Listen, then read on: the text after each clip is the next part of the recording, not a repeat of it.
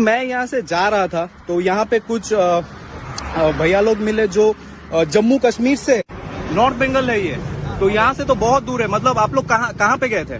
हम गए थे उधर करीपुरा, अगरतला गए थे। अच्छा, अभी क्या डायरेक्ट आप कश्मीर जा रहे हो, जम्मू कश्मीर? अभी तो हम सिलीगुड़ी में जा रहे हैं। सिलीगुड़ी जाएंगे। अच्छा, तो आज खाने में क्या बना? खाने में सर हमने बनाया आलू और बीन्स। अच्छा अच्छा अच्छा, चावल है। अच्छा, तो मतलब आप लोग जो रास्ते में ऐसे खा रहे हो तो मुझे तो देख के बहुत मजा आ रहा है, मुझे भी ऐसे मन